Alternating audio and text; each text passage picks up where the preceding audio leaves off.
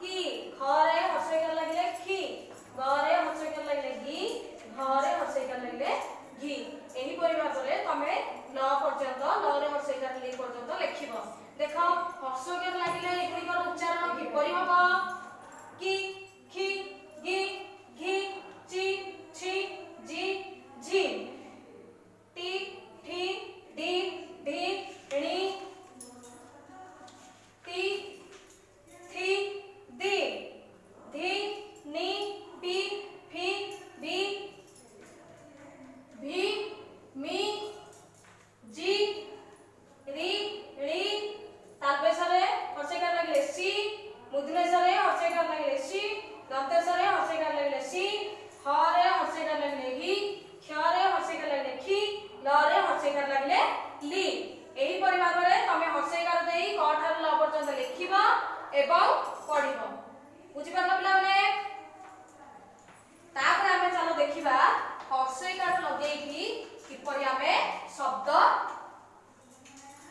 ଲେଖିବା। ଚାଲ ଦେଖିବା ଚ ରେ ହର୍ଷଇକାର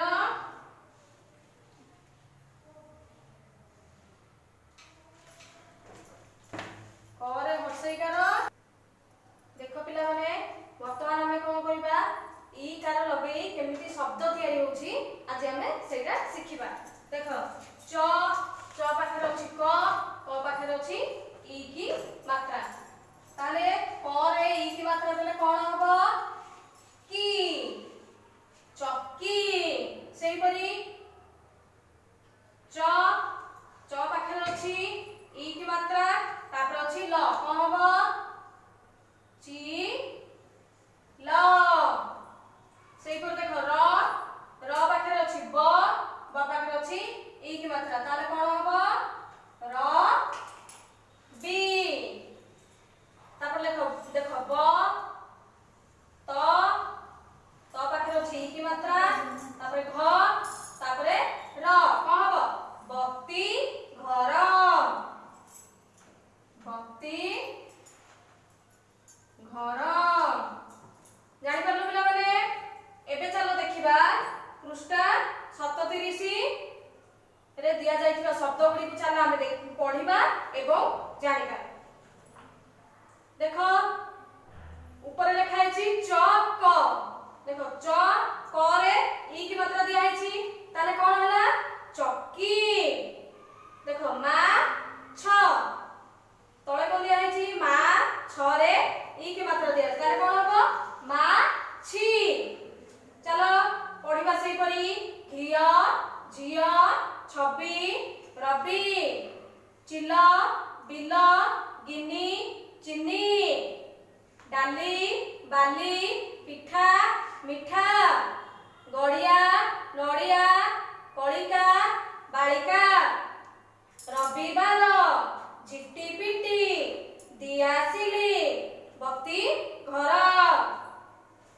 ମାଟି ହାଣି ଗଛ ଲଗାଅ ପାଣି ଦିଅ ପନିପରିବା ଚାଷ କର ତଟକା ପରିବା ଖାଇବା ଭଲ ବାଳିଆ ମାଛର ଫାଳିଆ ପାଟି ତିଅଣ କରିବ ମସଲା ବାଟି।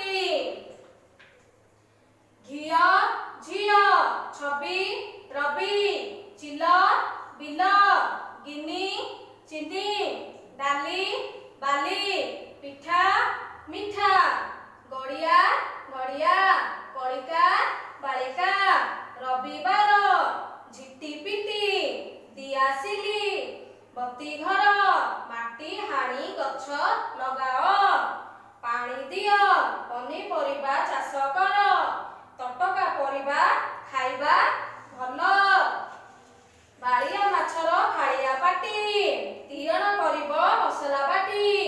ଜାଣିପାରିଲ ପିଲାମାନେ ଇ କି ମାତ୍ରା ଲଗାଇକି କେମିତି ଆମେ ଶବ୍ଦ ଗୁଡ଼ିକୁ ପଢିଲେ ଏହିପରି ଭାବରେ ତମେ ଘରେ ଏହି ଶବ୍ଦ ଗୁଡ଼ିକୁ ପଢିବ ଏବଂ ମନେ ରଖିବ। ଚାଲ ପିଲାମାନେ ଆମେ पेज नंबर 38 ओपन करिबा। देखो एठी गोटे अभ्यास दिया जायछि ताको हमें करिबा एवं जानिबा। देखो एक नंबर कोन दिया जायछि क स्तंभ अक्षर सहित ख स्तंभ अक्षर जोड़ी शब्द गढ़ ओ तळे लेख नूतन शब्दटी बाहरला ताकू आमे ता पाखरे लेखिबा। देखो पिला माने एडी कोन लेखा है झी झी ओला झिया पी ठा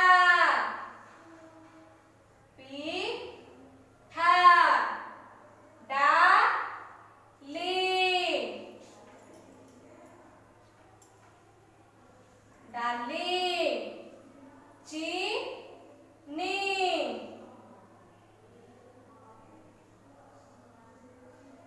चीनी तापरे घी घिया घी जानि पारले पिला माने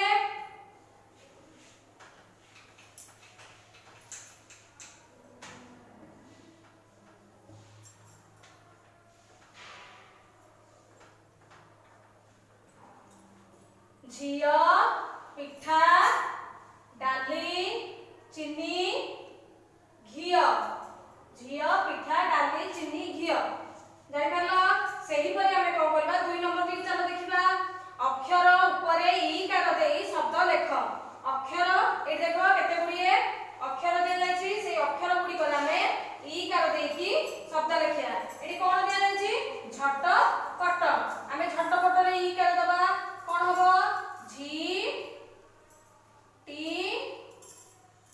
पी टी कोन हबो पिला माने झिट्टी पिट्टी सेही परि मट मट कोन हबो मी टी मिट्टी मिट्टी मिट्टी कत कत ई कर लगेले कोन हबो कित्ती कित्ती जक जक कोन हबो ई कर लगेले जिक्की जिक्की जिक्की